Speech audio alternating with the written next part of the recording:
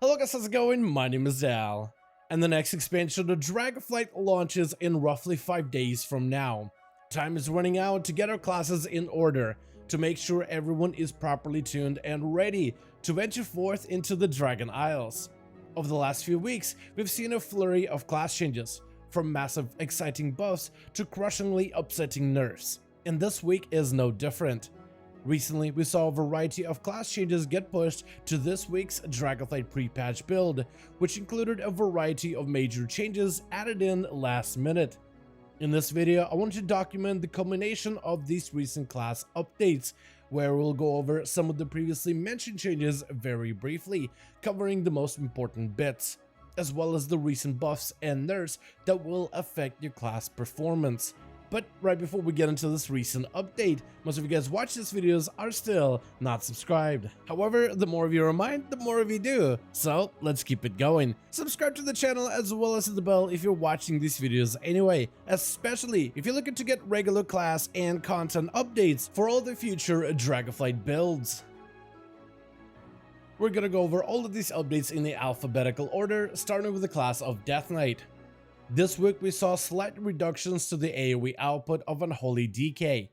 Based on early numbers, this does result in slight downgrade, but Death Knights are told not to panic, as the spec is still looking up heading into Dragonflight. Both Demon Hunter specs are seeing slight reductions in AoE content. Immolation Aura is receiving a soft cap of 8 targets, while Fell Rush is receiving a soft cap of 5. Soft caps are generally not as bad as flat damage reductions, but you should still expect some performance losses. This week we saw even more updates added for the class of Druid. The class talent Protector of the Pack, which allows for some hybrid capabilities, is going to soar its damage or healing benefits at a slower rate, but with a bigger cap, to make sure its effective damage or healing gains are much more impactful. Feral Druids are losing some AoE output with a soft cap of Terror Open Wounds this week, as well as the newly announced nerf to the talent of Lunar Inspiration. When using this passive, the damage of Moonfire is going to be reduced by 40%, to bring its output more in line with all the other talents in its relative location. We also see reductions to the Guardian Druid healing. The talent of After the Wildfire is going to have a 5 target cap, instead of simply affecting all nearby allies. This will cause the ability to retain its full value in small group content like Mythic Dungeons, but it does reduce its effective healing in large group raiding situations.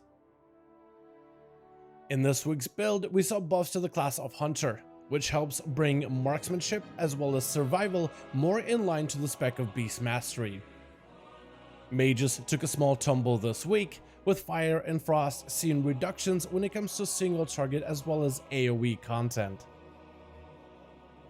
This week we saw even more updates for the class of Monk, starting with the Brewmaster tank spec. Brewmaster sees damage reductions this week.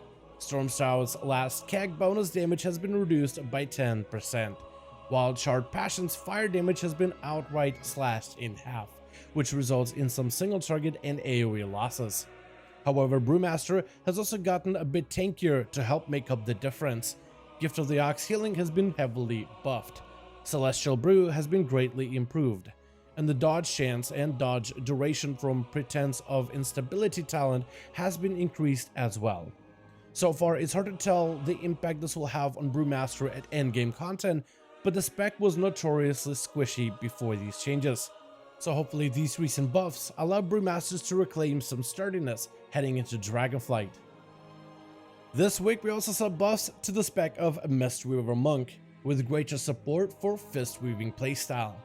Healer monks are gaining some boss damage and cleave damage, with AMs to the Blackout Kick, Spinning Crane Kick, a large buff to Rising Sun Kick, and a solid increase to Tiger Palm. Bone Dust Brew copies 50% of all damage and healing instead of the original 40. Awakened Feline will cause Spinning Crane Kick to heal only 3 targets, a step down from the original 5. But the healing is doubled, which makes it a lot stronger against burst damage and high group-wide pressure in smaller group situations like Mythic Plus dungeons. They also fixed an issue that would cause Blackout Kick to become weaker when using the teachings of the Monastery talent. Overall, this results in a slight healing increases for Mistweaver, but a much greater impact when it comes to single target damage. The early numbers suggest a 17% increase, which is quite sizable. Currently, this puts monks in an interesting position, where they are competing with some of the top healers in raid encounters, but Mistweavers will naturally bring a bit more competitive damage than most healers given the ideal circumstances. This recent update could potentially allow Mistweavers a much more competitive spot to shine at endgame content heading into Dragonflight. Protection Paladins are also seeing some damage buffs this week, after an initial reduction to their Bulwark of the Righteous Fury talent, reduced down to 20% effectiveness. But we also see damage increases to abilities like Judgment by 10%, Blessed Hammer by 10%, Hammer of the Righteous also by 10%, as well as Avenger's Shield by 15%. This week we see some buffs to the Disciplined Priest, starting out with mana reductions to Power Word Radiance, which impacts priests in raids, dungeons, and even PvP combat.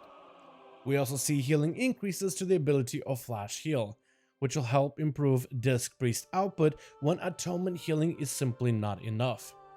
Finally, Disc Priest can benefit from Harsh Discipline more frequently, with adjustments to the number of smites you need to cast in order to gain its effect, which also helps increase your overall output. This week's build also brought us buffs to the class of Rogue, which includes primarily improvements to the assassination in AoE content, as well as damage increases with cooldown adjustments for the spec of Subtlety. This week we saw buffs to Affliction Warlock talents that heavily emphasize a periodic damage playstyle. We also saw increases to the Destruction Rain of Fire and limitations to the Demonology in AoE content. Warriors also saw similar limitations, primarily to the spec of Fury in dungeons and large group raid encounters, as well as slight buffs for Arms Warriors Immortal Strike, Blaze Storm, and Resource Generation.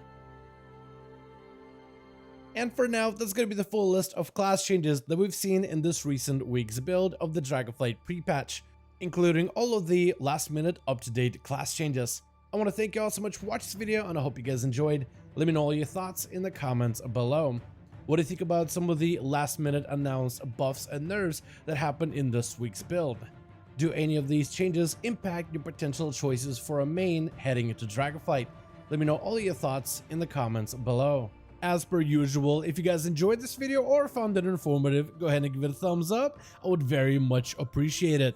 And as always, in the description of every single live stream and video, we have a link to our Discord community channel. Probably the best place to reach out to me directly in case you want to let me know what you thought about this video, or discuss with the other members of the community what you think about the upcoming changes. Join our Discord to become part of the community. But otherwise, thank you guys so much for watching. I do hope you guys enjoyed. Let me know your thoughts, and as always, I'll see all of you guys in another video.